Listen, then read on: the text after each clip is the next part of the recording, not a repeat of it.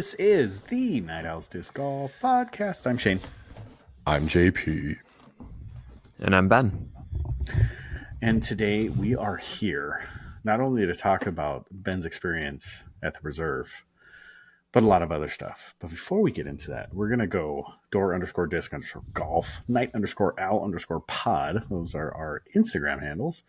And then you got doordisc.com, where we have all of your disc golf needs. We do have YouTube, and we'll mention the other podcast, which is Casual Relief. Are you guys recording one this week? This week we should be back on schedule. As we know with this podcast and that podcast, sometimes life just gets in the way and you need to take a hiatus, but we should be back. We should be good to go. So excited to get back in it. We've got some topics to talk about. So looking forward to it. Sweet. That's fantastic. So here we go. This is a question I have for you guys today. Does friendship have limits? Yes. Okay. Well, Ben, why don't you go ahead and start? It sounds like you have something to say. My friendships that are meaningful to me will never be broken in the sense that I will just never not be friends. But there are relationships where sometimes you can cross those extremes. So little petty things like I will never lose friendships over. But there are some things in my life that I would consider like deal breakers of like, we just can't be friends. Like we need to like cut this off. However, the thing that happened yesterday is a little petty thing. It was a little petty thing that I'm not going to not be friends with him over. But Matt Yadis, one of the three of the Casual Relief podcast, graciously drove our group from Green Bay to Door County for the Flex yesterday. So appreciate that. There's open parking spots outside of Door Disc, the store. He drives past the store and turns right to go to the public parking space parking lot behind the store and made me walk like a peasant. So let's bring some perspective. It is no more than a football field length that Ben had to walk. It's too far. Before his probably miles worth of walk in the tournament. So I'm on Matt's side here. I mean, he did drive like 70 some miles and you had to walk 100 yards. Maximum. Unnecessary. Matt's probably got an Apple Watch and he's just trying to get some steps in and meet his goals for the Matt day. doesn't have an Apple Watch. We know that because we do. That's true. That's true. He ruins our group chats with the green bubbles. That's right. Yes, he does. Well, whatever he's using, he's probably got to meet some goals and wants to get those extra steps in. The audacity of this man to make me walk and put unnecessary stress on my body before I go out there into this tournament. How dare all he? I can hear before I see the four guys walk in, all I can hear is Ben kind of grumbling and then Matt going, "Oh, shut up." I don't know what he said, but I heard his voice and then Ben's grumbling. To be fair, Michael also was on board with this as well, that he just blew right past it. I didn't realize that. Well, that's because I'm a little more vocal in my in my annoyance. It was pretty good. All right. So what about the limits that you have there, JP? I mean, there's a quote or there's a scene in the movie The Town. Have you guys seen the movie The Town? Yeah. Ben Affleck and Jeremy Renner, and it's yeah. Boston, and it's about bank robbing and all this stuff. So there's a scene where Ben Affleck walks into Jeremy Renner's apartment. He's like, "I need your help. We're gonna do something. Don't ask questions. Don't like." I forgot how it goes. He says, "I need your help. We're gonna go hurt some people. You can't ask any questions." And then Renner's like, "When are we leaving?" or something like that. Yeah. Whose car are we taking? Yeah. I mean, that's what friendship should be about. Like, willing to do stuff with people for people with no questions asked. If we're gonna kill some people, though, I might have Tell some you questions. what. I tell you what. Jeremy Renner probably wouldn't have made anybody walk. Yeah. Oh. See, my limit of friendship, and so the friendship limits that I have would truly only ever be pineapple on pizza or not. That's the only thing that defines it. And that's directly to you, Kevin. Oh boy, did you guys order pizza at the shop one time and got pizza with pineapple? Oh no. We did. What side are you on? I am a no pineapple. Oh, don't stop. Don't start, Ben. Don't say it. Don't say it. I have the eject button right here. I'm fine with it, but I'm not like make or break. Like I'm not picking it, but I'm not anti. Nothing sounds worse than pineapple with cheese. I don't know why that sounds like a terrible combination, but pineapple and cheese just sounds terrible. So Kevin tried to play it in as this whole like, well, it just came from when anchovies stopped being a thing. Then everybody started on picking on, and I was like, no, I've been picking for the last 30, let's say consciously 35 years. I've been saying that pineapple on pizza is garbage. And because my dad used to like pineapple and Canadian bacon. Worst. Oh yeah, like a Hawaiian pizza. Hawaiian pizza. Yeah, absolutely. So for those of you out there that do not like or that like pineapple on pizza, it's just salty and sweet. Limits right there. It's just salty and sweet. That's not sweet. That's like liquidy and gross. It's like when you use high moisture mozzarella and it's just soggy everywhere. Nasty. Was Hawaiian pizza originally made with Spam? For some reason, I feel like that originated with Spam and like pineapple. I don't know. When you said Spam on pizza, for some reason, I wanted to try it. I don't know why. Not the pineapple, just the Spam. Just the Spam. Can you imagine getting little crispy chunks of Spam on pizza? Dude, I bet you it's baller. That's what I think too. That'd be fantastic. So there you go. So if you like pineapple on pizza, there is going to be limits to our friendship. So, all right. With that being said, I just really wanted to pull that story out from yesterday. That's why I asked that question, because there was some serious issues going down in the Yadis club there. So with that being said, why do you suck? Well, let's go with Ben first. Oh, dude, I can't hit par putts. So it's just the par putts. Birdies are good. Bogeys are good. Pars, not well, the bogeys turn into bogeys because you hit the you scramble well and you get in a position to to take a par after recovering, and then you just hit the cage. Yeah. Is it like the demoralizing hit where it just hits and falls straight down, or is it the one where it like skips off the cage? Yesterday I didn't have anything like super egregious as far as like rolling away or skipping afar. So it went straight down, so I didn't have to, putt again, but that's currently why I suck. All right. Well, JP, let's hear why you suck. Why do I suck? I'm having real bad grip issues with discs, and I'm taking my pinky off right now when I'm trying to power grip. And so like I'll grip the disc and I'll put my pinky on, and as soon as I release, my pinky comes off right at release. And so like I'm not getting like a full power grip on the disc. And I'm also having a really hard time right now throwing putters, which I love to do, but I'm having really bad wrist roll as well. So just trying to fix that. Everything like throwing just throwing like mids and drivers is fine, but when I'm throwing my putters for whatever reason, wrist roll and like things are coming out on Annie, and I want them to come out flat, and kind of sucks because some stuff is just burning over. You put your pinky on a power grip, huh? Yeah. Well, I don't think I ever put my pinky on the disc ever. Yeah, I mean, I'm just showing how I grip. Like, I mean, if you're listening audio, we're all just kind of showing how we power grip. Yeah, sitting there looking at my hand like. Yeah, but the only thing is like right before I let go, I only have like the 3 fingers, and then my pinky comes off. So like I feel like I'm losing the ability to create like extra spin or something. I don't know. I never. So I have to use a pop filter because I don't have a disc in front of me. But like, that's how I always grip right here. Interesting.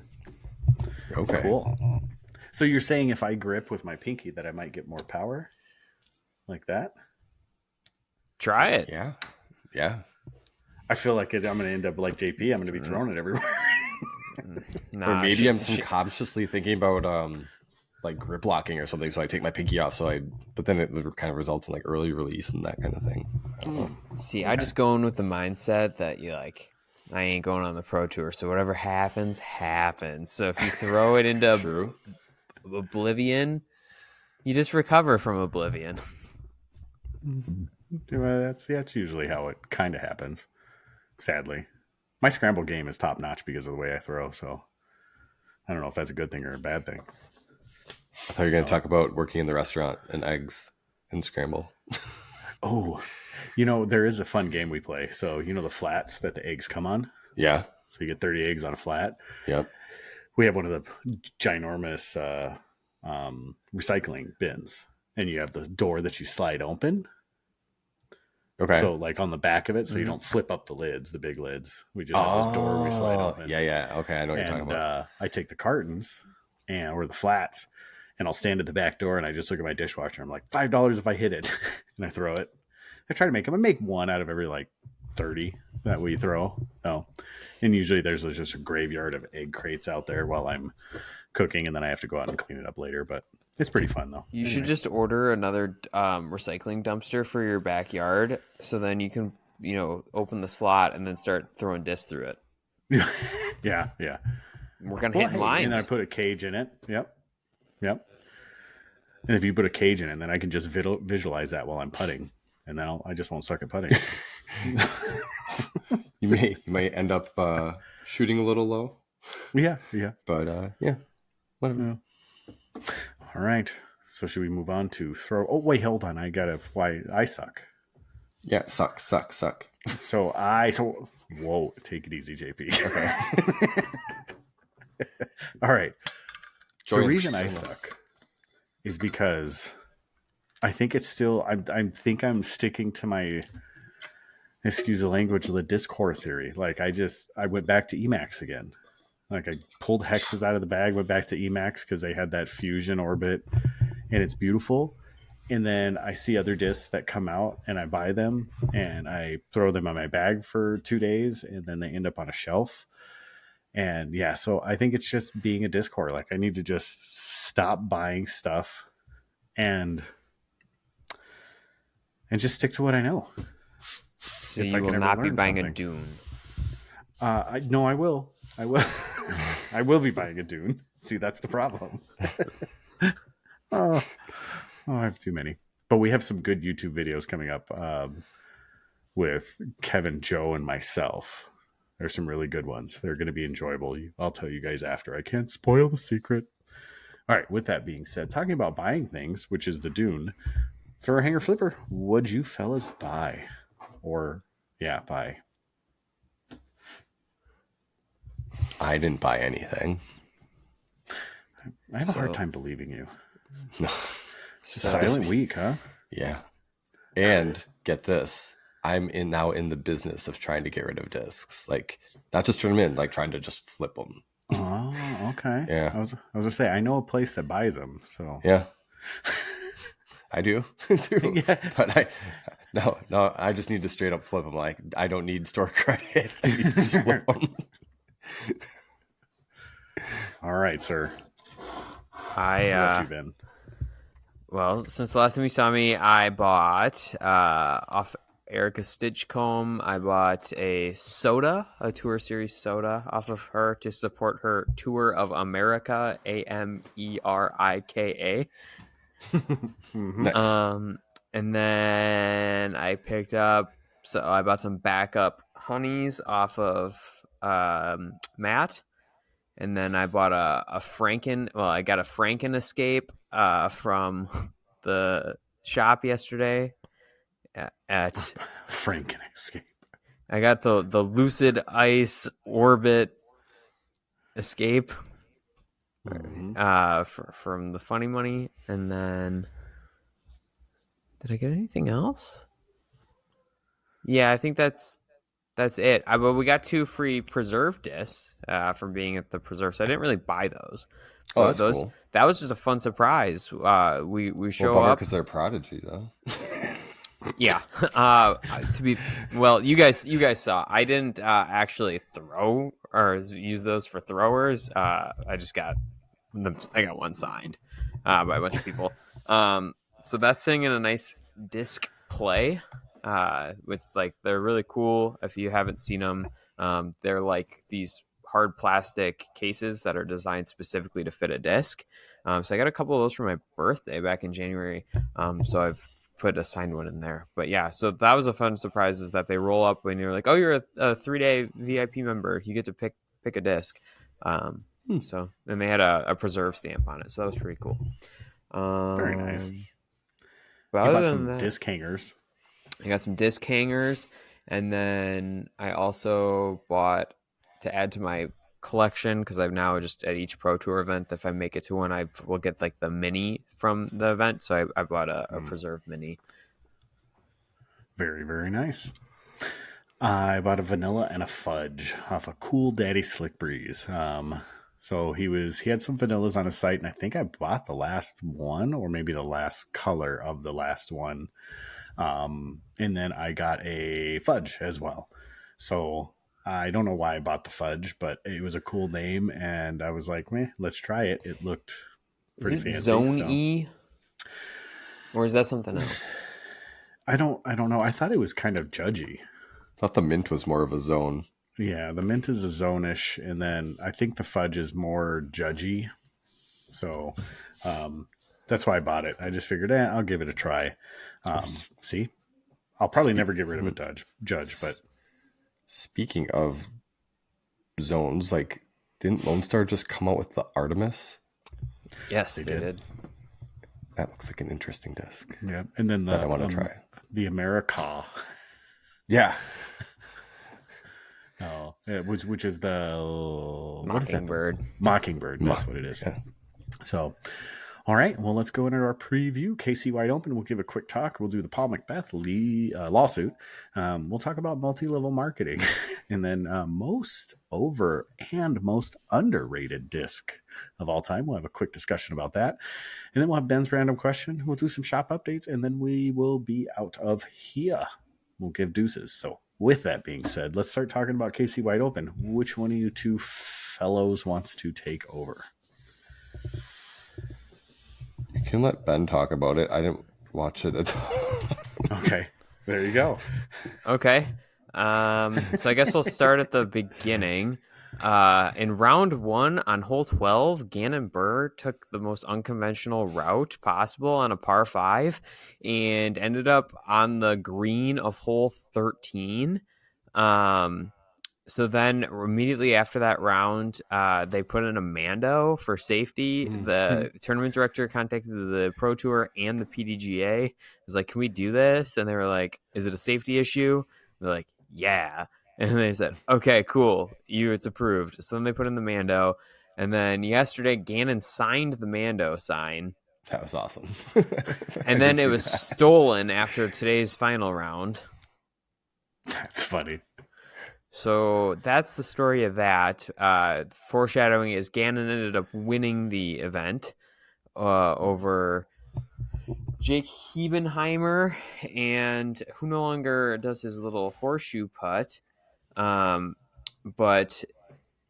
then there was one other person. I'm just checking on the scores right now.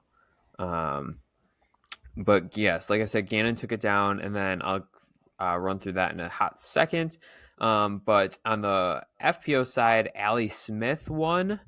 She is newer to the scene.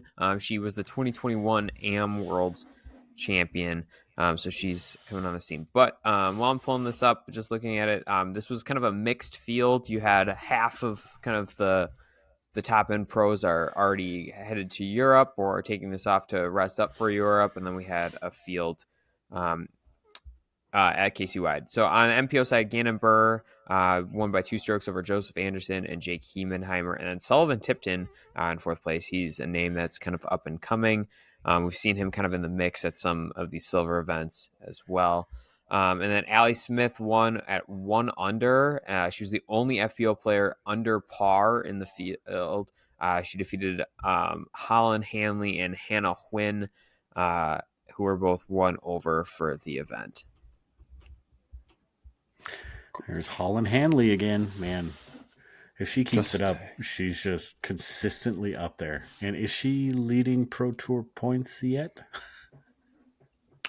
I highly doubt it, but I can look, but the last time I saw it was like Kirsten had like a couple 100-point lead. Pretty sizable lead, yeah. That makes sense. So, KC Wide Open, it seems like it's almost a favored event. Well, I can't say that, but it seems like it's just as popular as DDO, especially after they split up the weekends. It seems like it's getting that much favor, and I think it's just timing-wise, people leaving to Europe is why you didn't see some of the bigger names there. Do you guys argue with me on that one, or?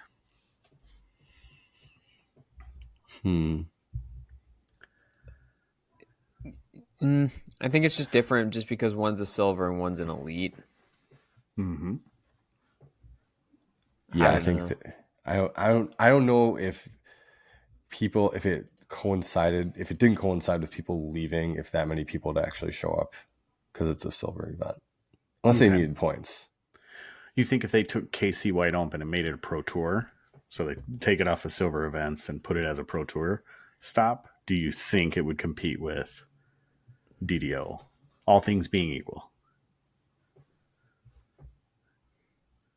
Potentially, I think there are a group of pros that are kind of over just playing country club. Mm-hmm. Yeah, I think that's true. Well, and the irony of that is there's a group of pros that were over playing multiple courses. Right. And now that they have one course, they're over playing just one course. I feel like. Do you think that there's that just some whining? So here's my thought process behind that. Do you think that there's just country club burnout from last year? They played it. If you played Worlds and you played DDO, you would have played competitive rounds at country club potentially five times. Oh, because they had the court. Yeah, because it wasn't all country club last year. You're right. So, and then you played it in 5 competitive rounds, and then here you are again, and you're playing it for, I don't remember if DDO was 3 or 4. I think it was actually 4. Was it 4 rounds or 3 rounds? Last year. Was it Thursday, Friday, Saturday? I think it was, regardless, Sunday? Let's factor in your practice days and the 2 events from last year, and then your practice days this year. You potentially could have been playing Emporia Country Club 16 times.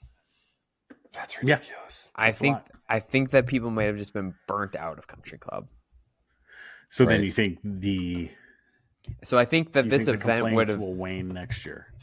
Potentially. I think that this event would have been more popular if people weren't leaving for Europe. Like if this was just like if you were to Mm-hmm. Okay. I like it. I mean, I know we kind of glossed over the DDO and not talking about how they cannibalized the fanfare at DDO because of not having the AM events at the same time this year. They split it up into 2 weekends. So the end of April was Glass Blown Open, and then they had a pro only week, which was DDO. And everybody was complaining or was so surprised at how few spectators there were. Well, of course, because you don't have 1,200 or however many it was, 1,600 built-in AMs on site in Emporia to go spectate. So at any given time. So I wonder if KC Wide Open will start to climb that list of the potential new Pro Tour and if DDO might get pushed back off of it. The crowd looked good, like a decent size today from what I saw. Yeah. I mean, it wasn't the biggest crowd that I've seen. Obviously, those are, majors and stuff. But for a silver event, it was pretty good.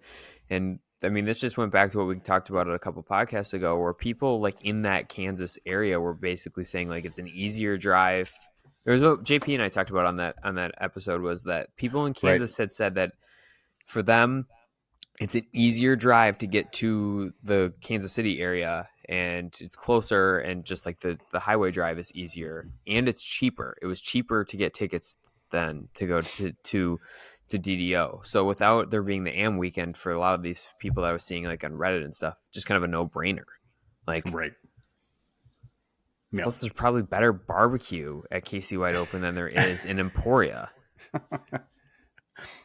No, I didn't. I don't know if we really experienced. We ate at a Subway while we were in Emporia, so I guess in the Jordan time and I was- ate there's a small little, kind of like, not like a hole in the wall kind of barbecue place, but we like sat at a counter and had barbecue, Okay. and like was able to watch DDO, and then like Casey White and whoever he was dating at the time was like behind us. So like, it's kind of good because there's pros going there. Yeah, So, yep.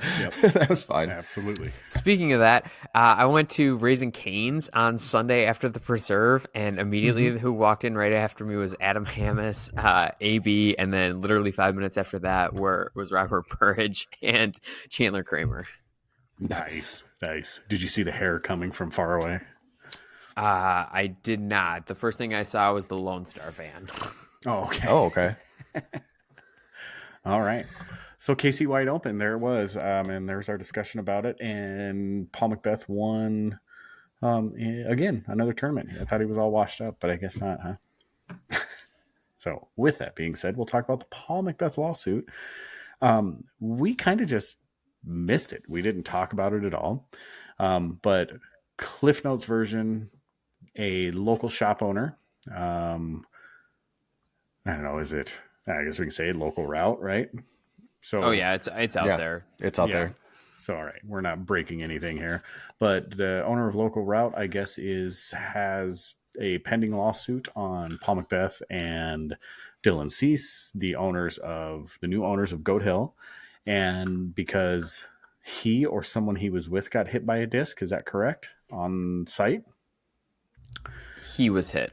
he was hit by a disc on site, and which is very strange because the Sun King Discs, who runs that, is their only competition basically in that area.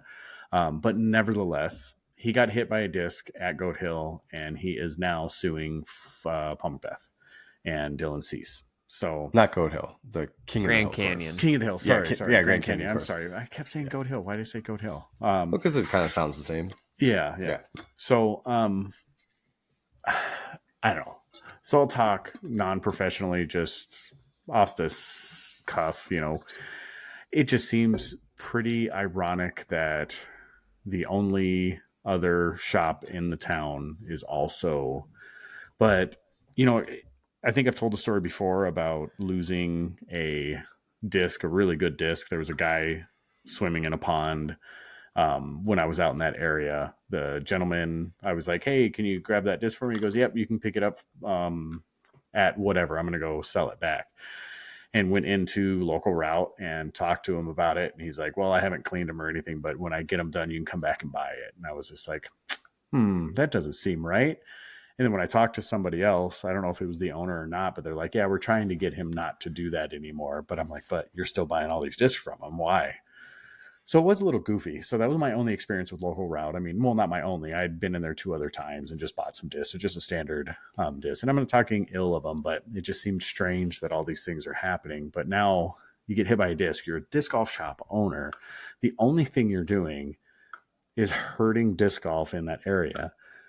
And what you're doing is, if he ends up winning, what can of worms has he opened up for all private disc golf courses from now until the future? That's my biggest concern. I could care less who owns it, who's doing it. What you're doing is setting a precedent for everybody else that gets hit by a disc to try to sue an owner or a municipality for it. And municipalities, fortunately, most of them are covered under recreational immunity, and they have insurance to cover those type of things. But just private landowners, it's going to basically shut them down.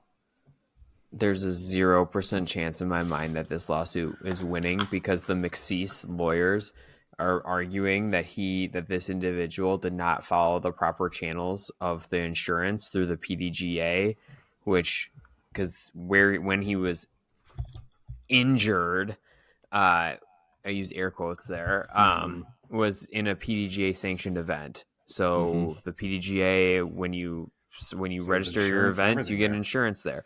So that's what they're arguing, and I think that that's going to be this. I think that this is pretty cut and dry in the sense of that, like their lawyers are just going to say, well, yeah, he could have gone through the insurance, and we could have done the claim, and he could have, been covered up to X amount of dollars or whatever. And he didn't do that. Like it sounds based on what I've read that he just didn't report this like to the TD, like that, like he just, and then he just complained, like, where if you would have said like, hey, I got hit, like I think I'm injured, and like he didn't DNF out of this tournament either for an injury, and then played in tournaments after. So like for his cause of like pain and suffering and medical bills, like you can look at all these factors here being like, didn't do an insurance claim, clearly wasn't injured if he played tournaments within like 2 weeks after, like throw it out. Jeez. And this is for sure the owner of Local Route. Correct. Really? Okay. And people are coming out of the woodwork too that are saying similar stories of yours, Shane, of like just that he's scummy, like just a scummy kind of guy. Yeah, that's too bad. I don't know if I would make judgment on that regard, but his shop was freaking cool. Like his shop is really darn cool. It's kind of in this hole of wall, like strip mall, but I didn't get a great vibe with that because it was a Fear the Beard sheriff is what it was, with a pandemonium stamp with the Fear the Beard panda on it. And I was like, I just gotten it and I was throwing it so well, and I just turned it over and put it into a pond. And dude was swimming in it. And I was like, I don't know if it was the shop owner that was swimming in it, or I think it was some other guy named like a disc dog or some, whatever his name was. But yeah, so there you go. It no matter how you slice it, it does not look good that he is the one that is suing, and not suing through proper channels, and someone that knows the PDGA very, very well and events and knows that there's insurance covering those things. I mean, that's plain and simple. Like that's what you pay the PDGA for as a tournament director. That's one of the most valuable things you pay for right there. So it is what it is, I guess. It's unfortunate, and hopefully it doesn't end up being something more than just exactly this, something to talk about. It's just a money grab. That's all he's trying for. Yeah. I don't know. Is he trying to put like Sun King out of business or something? Is that what it is? I don't know. Maybe it's something to do with the course itself. Maybe he wanted to buy it or something. I don't think he wanted to buy it. I think the course is in such a proximity to his shop that with Macbeth putting because he talked about he wants to have a legit pro shop. Yeah, we're on there where he's like, well, if everybody's going to play the course because it's going to be open now, then he's just going to take such a financial hit that he's just going to be like. But I mean, I obviously don't have anything. I don't have a relationship with this guy. I'm just commenting on the fact of just like multiple people have said very similar stories of his conduct and his behavior. So it's like kind of. Yeah. Well, and to speak, we were playing with some locals there, and the exact same story I got from them when I threw it in there and dude was in there. They were like, yeah, you're never going to see that disc again unless you buy it back somehow. I was like, I'm here. I'm standing here. And I even talked to him. I was like, I'm right here. Like, can you just give me the disc? He goes, no, you can buy it back at Local Route. I was like, come on. So, all right. Well, I'll move on past that unless you guys have anything else to say. All right. Well, be cool to people. Yeah, exactly. Yeah. Just be cool. Honest and respectful. That's all you need to be. All right. With that being said, how do you guys feel about Amway and Cutco?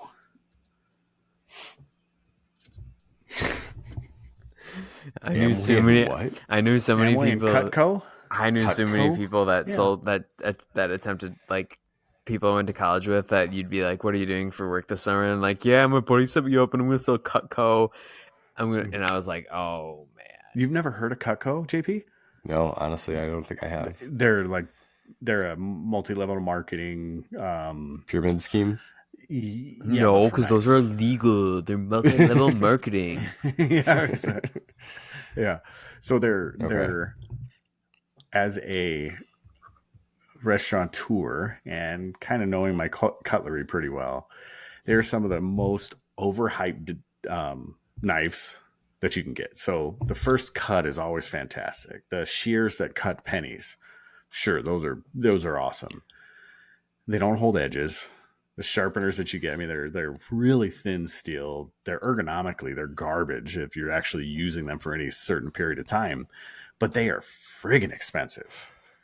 And they have a great marketing scheme, and a lot of people purchase them. And for the home cooks, like sure, they're fine. They're just like any other knives you'll buy. They're just expensive.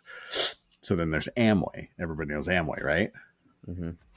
So so basically, what I'm trying to get at, and we'll get it back to disc golf right now. What I'm trying to get at is factory teams are multi-level marketing for manufacturers. Tell me why I'm wrong. You're half right. I think Spit it it's out. I think it's different if there are actual dollars that are exchange hands. So if you are a Paige Pierce, a Paul Macbeth, a Calvin Heimberg, then you are, Okay. in my eyes, an employee. Just like it's different. Yes, I get it in the sense of disc golf, but I think that you are more or less like a NASCAR driver is probably a comparable, that you are being paid to drive this team's vehicle. Probably like, let's go like the Formula One route. Like you are buying, like you are a driver driving for this team. You are kind of an employee. Mm-hmm. But Discraft Underground, Lone Star Ranger Team, when there's PG no, Street Team. yeah, when there is no actual money being exchanged of hands, then yes, you are part of a multi-level marketing scheme. See, I would even argue that maybe outside of 5, maybe 10 individuals in the sport of disc golf, they're all multi-level marketing, because how many people do you see busting out bins of discs to sell out of their back of their vans or during some fly mart because they need to make extra money to get to the next stop? Oh, I think that's fair. I don't know what the number is. So they are, Sure. then yes, then definitely they are a part of that. Mm-hmm, mm-hmm. So yeah, you're probably right in the sense of that there's, X amount of whomever it could be. I would say that I would say it's probably 20. I would Okay. say that there's Okay. probably 20. JP, you have any opinion on this? Ooh, I don't know.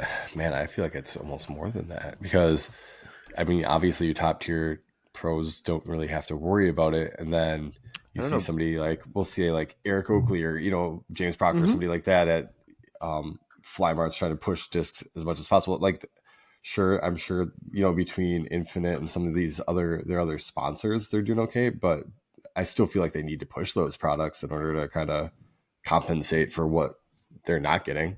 Mm-hmm. Mm-hmm. So Big Germ that's was tough. And selling at then, the Fly Mart at Preserve.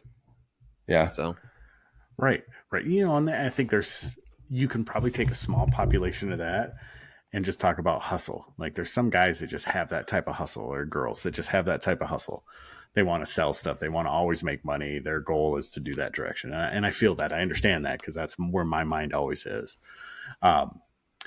But what other professional athletic sport do you see guys setting up camp after they're done to sell product that they play with for their manufacturers cornhole. or their I was gonna teams? say cornhole, but I wasn't sure if Okay, that was touche, really up touche. there. Yeah, Sure. It really? They sell bags and boards after the game. I mean, after their matches.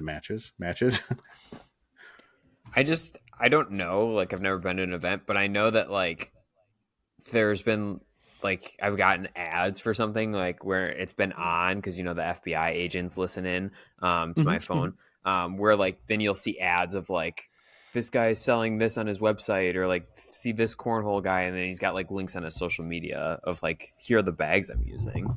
So Okay. this is kind of similar in that regard. Okay. or what about Eagle, and I think it's Gavin Badcock with their like kendamas or whatever they're called. Oh, yeah, yeah, I yeah. don't know if that's out there, but like obviously that's not something that they are using for sport, but they're definitely pushing them as something to use in between holes and like, Right. kind of that kind of deal. Like they're not. Shane I don't know if they're, huh? Shane got suckered into that in Vegas. That I MLM. bought two of them. Oh, I bought two really? of them. Yeah, I I bought one thought for each about of my buying kids. one. Yeah. Yeah, yeah. I was like, oh, it looks fun. And I was like, I'm going to use this like 5 times ever. And it's going to sit, on a shelf somewhere. Dude, and the ones I bought, 40 they were bucks each. no, they what were they like 70 Ben or something like Oh, that? man. I They don't were stupid remember because I but grabbed both of them and I was like, over $100 for both of these. yeah, Because Eagles is like expensive. yeah. Mhm. I just remember Shane went up to the guy and was like, "What's the difference between this one and this one?" And then I think he was like, "This one just like the paint lasts longer." Or something like that. The string is different. Like, Yeah. something like that. Oh yeah, so I was Oh, like, all right, I'll man. take two of those. I don't know if I picked the better one or the other one, the cheaper one. But I remember I was like astonished when he told me the price. I was like, well, I guess it's a gift for the kids. Like I called my wife to confer. I was like, is it okay if I spend this money on this? So yeah. So yeah, I mean, for anybody, prove us wrong. Like how are disc golf factory teams, aside from the very top pinnacle of our sport? And I'm talking like 10 guys, 10 women guys. Oh, wait. But here's the thing. As like a street team, so like Ben, like not really affiliated with the Ranger team anymore or whatever. There's no promise that if you sell these products, you're moving up in the program. Like that's the crazy, like you could like help them move product, and it's like, well, you're not moving up a tier on our like team. Mm-hmm. Like there's no reason to like push anything. Yeah, there's Yeah. no checks and balances with that. Like I don't know how other teams work, but the Ranger team, it was just like, yeah, tell all your friends about this product, and then like there's nobody checking on that. Where like with my Circle One team, which I'm really happy to be a part of that team, like that company like encourages you to post, and like they can see like they're seeing your post because they're liking it and they're Mm-hmm. sharing it, and then like they see all these things, and like then like as time progresses, like you do get a little bit more love from them. But like with this Ranger team, which is So, now like, at you have a code, 2,200 right, Ben? people. You have a code with Circle One? Yeah. Do you see a kickback with that at all? Yeah, so Okay. my only critique is, and other people have mentioned it, and like it is something that they're talking about in the future, is giving the consumer something with your code, because right now it doesn't do anything, but we just get a kickback. Where we're hoping that like in the future, like the code is like free shipping or like 5% off or something for like anybody. So So you say that there's no increase to what they do for pushing companies and doing that stuff. Then why is there such a priority on how well people's social medias are? So you're saying you don't move up a level. I mean, Kona Star Panis or Montgomery got one of the largest deals in the world primarily based on her social media status, right? yeah, but I wrong on mean, that? like she was on like I think JP and I are just talking about like us level, right? Like we're not like Okay, so Kona's yeah. like Kona's different in the Yeah. fact of like she was on the tour, was already playing at like that touring Yeah, she's level. an upper. Yeah, But like right. So you're telling me though, if you guys both blew up and both got over 1 million followers on whatever platform you want to talk about, that you wouldn't get some sort of bump? Not from But that any of the doesn't have team. anything with like selling stuff. Like Well, I wouldn't get you're an a ambassador for them, right? Yeah, I mean, I like if I had 1 million followers and people were buying stuff with like Circle One, then yes, I would get an increase. But like when we're just like, but just with like, I think going like the original was just like with the Lone Star team. Like, there's nothing like there's nothing for me to have at that time like striven for Yeah, something like that. one of those It's two. one of those words. I didn't major in English. But here's the thing, Shane. What if you were a street team member, had 1 million followers, and you were just on the street team, and you were just helping them move product, and they didn't have to pay you? There's no incentive to move you up. But do you think that's truly how it works, though? Because do you know of a street team person that has 1 million followers? Well, no, but I mean, Because so think of If you have Nick a and million, Matt, right? You know Nick from Nick and Matt. So he yeah, got bumped up off the street team to whatever it was, or underground team to whatever it was. but he also Why? was playing well. Like that's the other caveat was is that he was like he was having finishes at larger tournaments. Like he wasn't just some schmo. Like he True. Okay. like Okay. like the thing is that I also think that it is in every if you have a million followers, it is in your best interest to not be on any team because then you're going to get your content becomes better because every manufacturer and every company Yep. is going to want to send you stuff so then you can review it, throw it, And and that's do it. that's why Drew Gibson stuff is so riveting. That's why every time a video comes up, I just have to watch it for his. Why is there no Okay. comment on that? I don't know. Drew Gibson took some heat this week, and He did. He really did. because of finish line. Yeah. Well, so what was the deal with it? What was the cause of that? They just think that he's lazy. And that it's just like why like they just think he's lazy for coming up with finish line for the which is obviously the name of the shoe retailer, and that then he is selling discs with the Jordan brand Jumpman on it, and they just think like he's just like I think those people that were critiquing him are just kind of over like this Drew thing of being like, dude, it's lazy that you came up with finish line and then are already in breach of copyright for in trademark laws of putting the Jumpman on a disc and selling them. True. True. Isn't that kind of what Supreme does though too? I've always wondered about Supreme. The streetwear company? Yes. Yeah. Is that what they do? Yeah. Because I know they put it on a brick too. And Oh, Yeah, they sell just a slap brick their for logo it. on stuff pretty much. Yeah. But I mean, They slap dude, it on anything.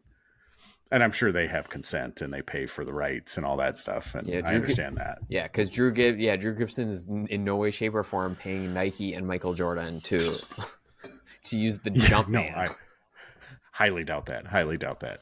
So, all right. Well, I hold firm to the multi-level marketing for discs and disc golf and anybody that plays for a team other than probably the 10 to 25 people. Okay, They well, get paid well. last question then. So if I get 1 million subscribers and 1 million followers on my Instagram, what level do I get to go up to on the Door Disc Golf team then? The level that you're at. Because we wouldn't afford to pay you. Like it would be like me reaching out to Simon Lizotte. I couldn't afford to pay him, right? So unfortunately, there's a cap to everything. I would say good luck, thank you very much. I hope you remember us, but go get him, Tiger. Right? Right? Like, I mean, we got to know you got to know the realms we live in, you know. So Then who okay, knows, maybe. if I then circle back here and we'll wrap this segment up. If I get to 1 million Instagram followers, then I want a reserved parking space out front, so Matt doesn't have to make me walk.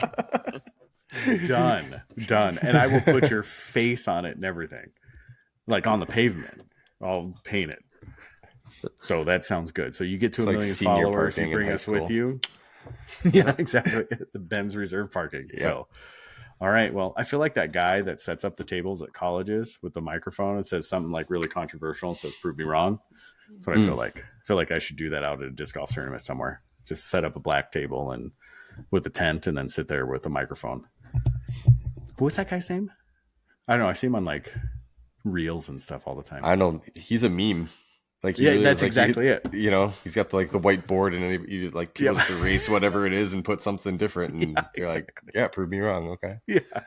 So, all right, here we go. This is another one that we're going to have some haters on. Most overrated and most underrated. And I'm going to say it first, Ben. The Destroyer. The Innova Destroyer is the absolute, undisputed, most overrated disc ever produced. Yeah, I don't need to say anything else. I think that it's overrated, but it's been valuable to disc golf in the sense of that everybody copied it, which is kind of what made it overrated because now it's nothing special. Right. So there is let me pull back. There is value to the pioneers, and a Destroyer was a pioneer of a class. At this point, it's overrated. currently in modern disc golf, it is the most overrated disc. What do you think, JP? What do you have? I agree with that. That's a solid, yeah. Because like, there's the clones that everybody's trying to copy. Everybody strives to get that 12.5 -1, 3 disc to fly exactly like a destroyer. But the problem with that is destroyers all have different runs. The way they fly. All that. Just you never know what kind of destroyer you're going to get, and that's a real problem for that disc. Yeah. I'm tempted to say the buzz, but I love the buzzes at the same time. But at the same time, I feel like a lot of people try to copy the disc and just don't get it as close as they can to that. It's like there's always the buzz or the rock is like the hard argument of like what mid-range is kind of like king. But I think there's people that would be like, yeah, the buzz is pretty overrated. Mm-hmm.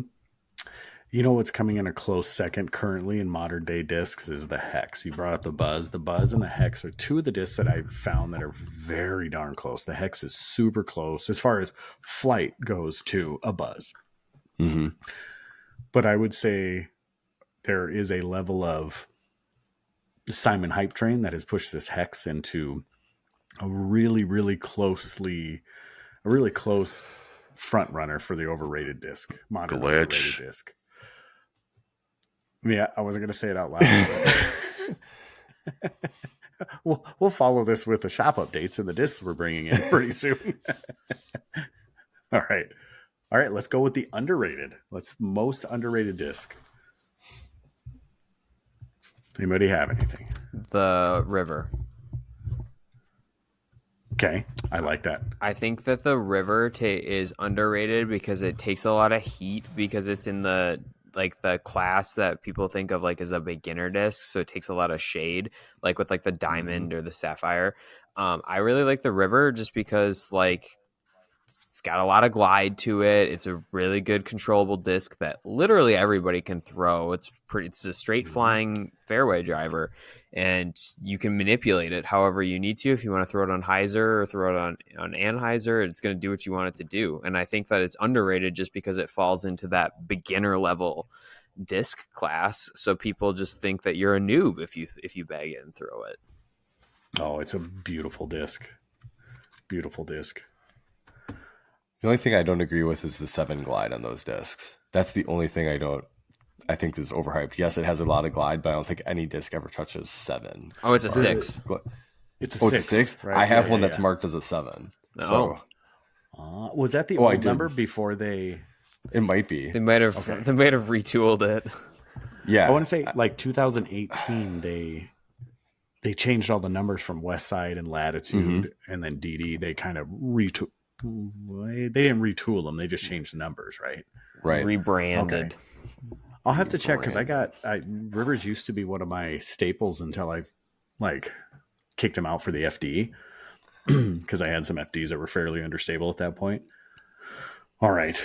The nice thing about the River 2 is it has history, and you can consider it all underrated because it has history. Because I would almost put the Lariat in an underrated disc slot, but I don't think it has the longevity to disc golf to be underrated, if that makes any sense. It's like a brand new disc can't be underrated.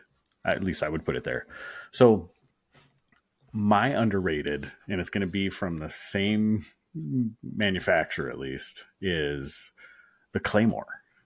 I think the Claymore is an absolutely phenomenal mid, point and shoot, just a beautiful mid. So I think that's going to be one of the most underrated discs that I would pick out.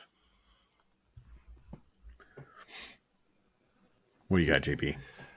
Mine it's a disc that I took it out of the bag, but I threw it for a little while.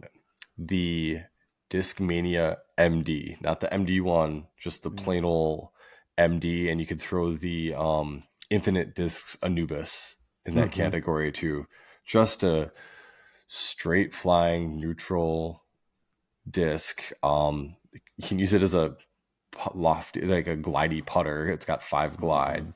And you can throw it on almost any line, Anheuser, hyzer, and you're gonna get a great flight out of it. Mm-hmm. I like the D line. I have a C line. I have a couple color glow Maria Oliva Nubises. So big fan of that disc for sure.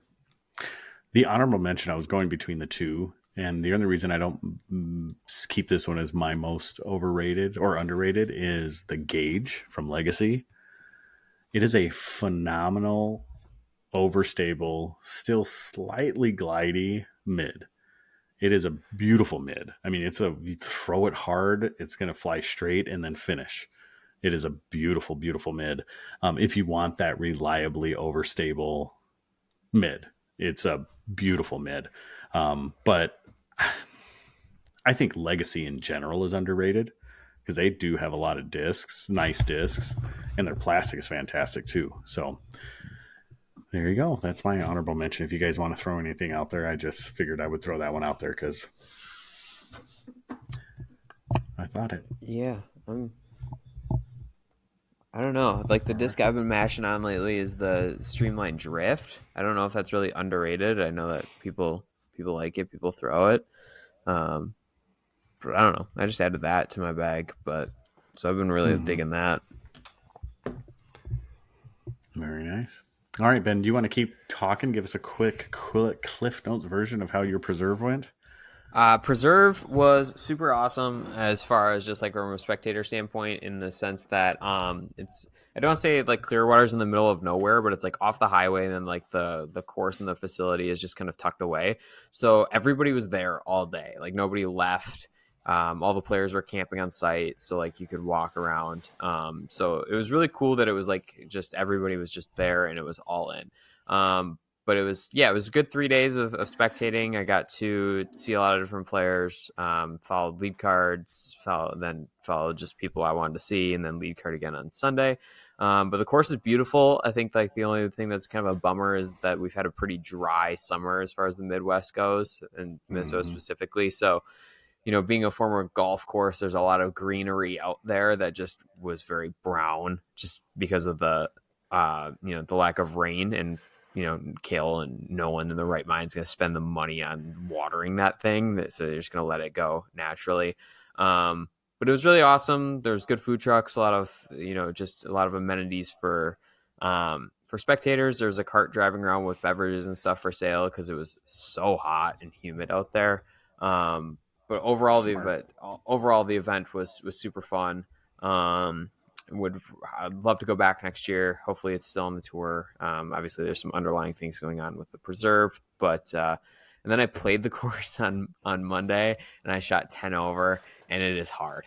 It is very, very hard. The thing is that about the preserve is you got to hit landing zones, and if you don't hit landing zones, then you're in trouble. And then it was also like all weekend it was like windy, but it was like humid, so like it was just hot air blowing in your face, so you didn't really see much of it on coverage, but it was windy. And so me playing it on Monday, still very windy, but overall a very fun time. 10 out of 10 would recommend anybody go and go for 3 days and hang out. Awesome. So hot air in the face, so someone's like the whole day. Real quick, the last thing I'll say is that we beat the heat for a while on Sunday, and we just posted up on hole 11 with the good group over there and just watched people try and run the island to beat the heat in the shade there. So we get to watch Nathan Queen ace, and then everybody was going nuts. And then maybe a card or two later, the social media manager for the Pro Tour rolls up on this electric scooter and goes, "Did anybody get a video of Nathan Queen's ace?" And everyone's like, "No." And she was like, "Oh, dang it." And walked away. And then my thought was if you wanted this, you should have just set up a camera on a hole that you knew people were going to run. So you at least had one angle. Yeah. So then, of course, everybody came back, and in the crowd after that, immediately after she left, somebody the card came up, and everybody goes, "All right, now is everybody recording?"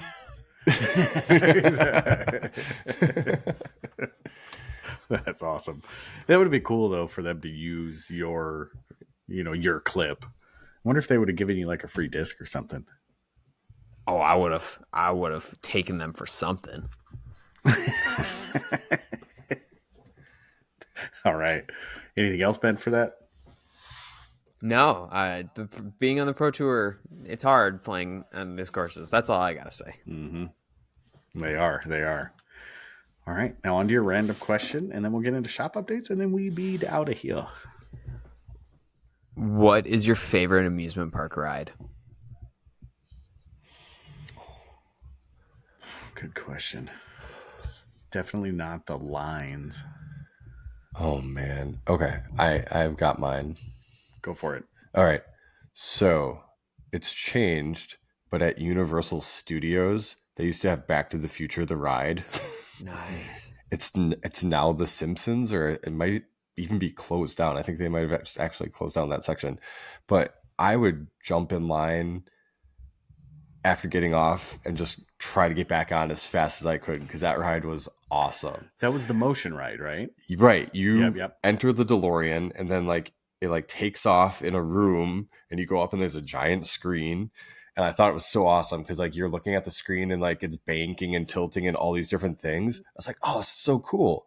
And then you look over, like you can lean out a little further, out of the car, and you look to your left and your right, and you're like, oh, you mean I'm not the only car that's doing this right now? There's like There's five like or six seven other, yeah, all in a row. I was like, it kind of ruined the mystique of it, but it was still totally awesome. That's great. Oh man, I don't know if I have. I really enjoy them all. So there's two rides I could think of. New York, New York. I believe there's a roller coaster outside of New York, Yes. New York. Yep.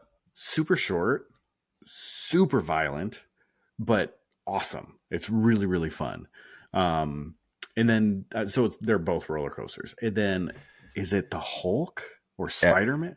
There's a Hulk one at Universal Studios. Universal. I think it's the Hulk. Universal, like Islands of Adventure. Yeah. Yes. You like take off super fast. Yes, that's the one. And then, yep, they might have actually made a Spider-Man ride as well. Oh no, there's a Spider-Man ride. There is a Spider-Man ride, 4D, and it's like you ride around in it, and Spider-Man like jumps on your car because there's like a screen at some point where like you're wearing 3D glasses, but then if you like go into a certain area, like say a pipe burst, you feel like water on you or steam hits your face or something like Yep. And the only other one I'll have two stories, two more to go with the rides. I have Earthquake. I have this nostalgic love for Earthquake, the ride. Mm-hmm. Amazing. And then I have a disdain, and I don't think I know I'm not alone in this, for It's a Small World. 100%. I grew up in Florida.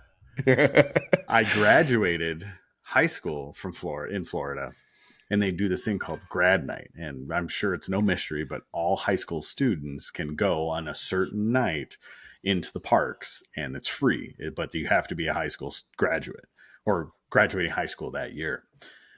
I sat on that freaking ride for 4.5 hours because someone kept putting their hand in the water. 4.5 hours. Just so you know, they don't stop the music unless they have to make an announcement and tell somebody to stop putting their hand in the freaking water. So they actually came and pulled dude out of the thing. Then someone else decided to do it, and then pulled dude out of the thing. Someone else decided. They pulled like 9 or 10 people out of the park and basically said, "You're done. Get out of our park," because they kept sticking their hand. 4.5 hours, guys, with that song going the entire time. It was so bad. I will never go on that ride again. We were just there, and I was like, I am not going on that ride. I was like, Sandy, you can go on that ride. Not going on that ride. So there you go. I'm done.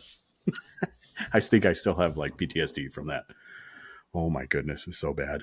So, all right. What about you, Ben? Let's hear it. I really like Test Track.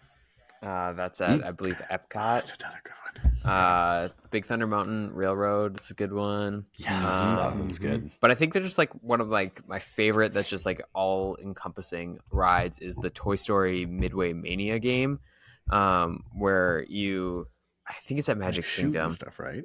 Yeah, so like you're in like these like kind of tilt-a-whirl-ish type cars and like they spin around, but then you have like it's like a immersive game and like so like you're shooting like things on like you're shooting things on the screen and you're getting points and then like you're competing with whoever's in the car next to you.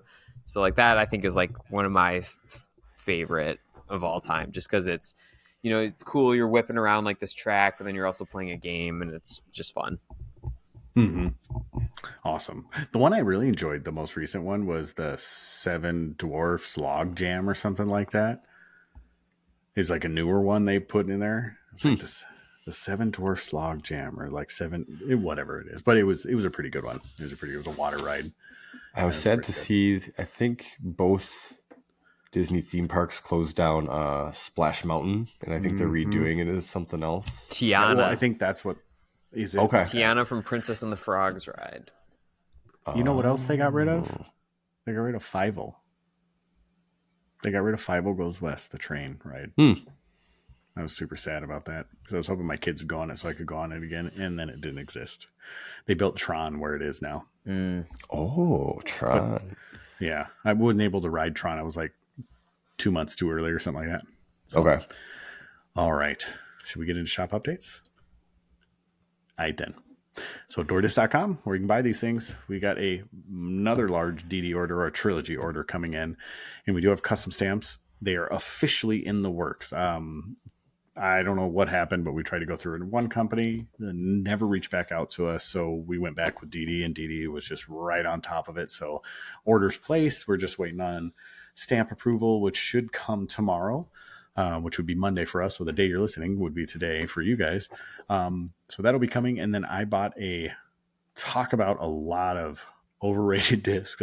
Our hyped discs right now, super hyped discs right now. The hexes and glitches. We have, what did I say, 30 of each or 60 of each or something like that? I thought you said 60. Yeah, I think we have a lot of them coming. Let's say that. So there's a ton of hexes and glitches coming into the shop because that's the number one search criteria, not only on TryDisc, but also all straight through our website, that everybody is looking for those things. So, and every time we bring them in, they're gone within a couple days, if not hours. So with that being said, that's kind of all we got coming in. We'll do some small updates here and there, fill in shelf space because things have been flying off the shelf. But outside of that, I don't know if I have much else to say. Anybody else? JP, you want to hit the sign off? No, it's okay. You know what? Deuces in the toilet?